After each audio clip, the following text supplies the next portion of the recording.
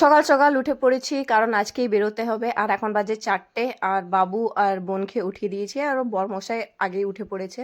দিয়ে এখন আমি ফ্রেশ হব, বাবুকে ফ্রেশ করব, রেডি করব, তারপর দেখা যাক। এই যে রেডি হয়ে চলে এসেছি, আর বাবু কাঁদছিল কারণ এটাই যে ওর ঘুম পাচ্ছিল, আর কিছু করার নেই, নিয়ে যেতেই হবে। আর এত ঠান্ডা পড়েছে, কিছু বলার নেই। টোটোও চলে এলো, টোটোর মধ্যে বসে পড়েছি, আবার বেরোবো স্টেশনের জন্য। লাগেজ টাগেজ নিয়ে নিয়েছি ভালো করে। আর এই স্টেশন পৌঁছে গেছি। হ্যাঁ, কিন্তু অবশ্যই জানাই একটা কথা, যে আমি এখন যাচ্ছি কলকাতা, তারপর ওইখান থেকে আবার শালিমারের ট্রেন ধরে আবার যাব পুরীতে। তাহলে এখন একটু দিদিদের বাড়িতে রেস্ট করা যাবে পৌঁছে পর।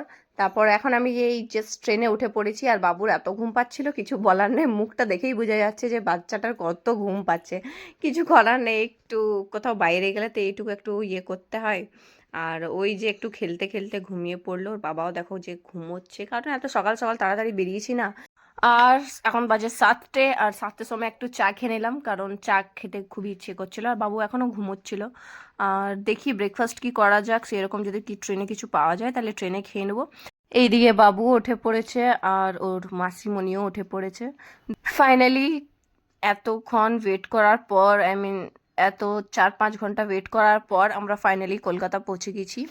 এবারে যাব দিদিদের বাড়ি। ট্রেন থেকে নেমে আমরা বসে পড়েছিলাম বাসে, আর বাসে চলে গেলাম দিদিদের বাড়ি। দিদি নিতে চলে এসেছিলো, এবারে টোটো করে বসিয়ে আবার দিদিদের বাড়ি যাচ্ছি, কারণ দিদিদের বাড়িতে খাওয়া দাওয়া করবো, আর আমাদের আছে বিকেলে ট্রেন।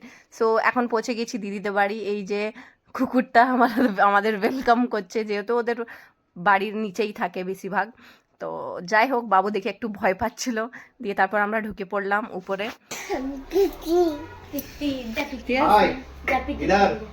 इधर अल्टीमेटली दीदी कोलकाता पहुंच गए। दीदी का घर रुकी है, उसका मुंह नहीं दिख रहा है।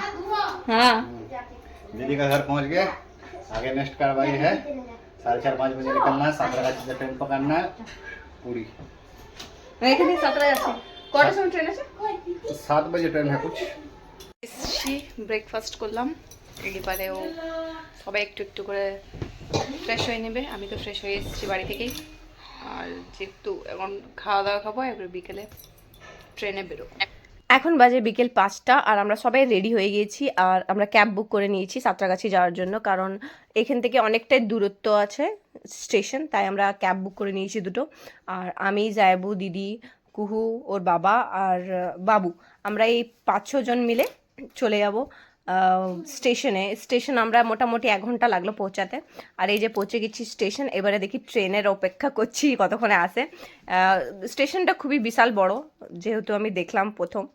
আর এই যে আমাদের ট্রেন, কথা না বলতে বলতেই চলে এলো ট্রেন, আর আমরা এই ট্রেনে উঠে যাব। দেখি কি কেমন কি সিট পড়েছে না পড়েছে তোমাদেরকে দেখাই। সিট আমাদের পেয়ে গেছি, আর আমরা এই বসে পড়বো লাগেজ টাগেজ গুছিয়ে নিয়ে। আর আমরা এই খাওয়া দাওয়া করে আবার ঘুমিয়ে যাব। আর এই যে একটু লাগেজ টাগেজ গুছিয়ে নিলাম, আর একটু সময় করতে করতে দেখো খাওয়া দাওয়া হয়ে গেছে আমাদের প্রায়। আর বাবুও ঘুমিয়ে পড়েছে, এবারে সবাই একটু একটু করে ঘুমিয়ে পড়বে। আর অ্যান্ড ইয়াস, ফাইনালি পুরী পৌঁছে গেলাম আমরা। আর এখন বাজে 5টে, সকাল ভোরবেলায় আমরা পৌঁছে গেছি পুরী। আর এই দেখো বাবুর মুখটা, ও খুবই খুশি যে কোথায় চলে এসেছি, ও ভাবছি যে মামা বাড়ি এসেছি নাকি। স্টেশন থেকে টোটো করে আমরা লোকেশনে পৌঁছে গেছি, আর লোকেশন হচ্ছে হোটেল সি ব্লু ভিউ। আর আমরা এখানে পৌঁছে গেছি, এখান থেকে মানে বিচটাও খুবই কাছাকাছি। আর পরের বারে আমরা ছিলাম হোটেল গ্র্যান্ডে, যখন এসেছিলাম প্রায় 1-2 বছর আগে। আর এই যে আমরা হোটেলে পৌঁছে গেছি। আবার দেখি, চলো টাটা। এবারে কালকে দেখা হচ্ছে যে কালকে আমরা কি কি করব। তাহলে এখন রাখছি, বাই।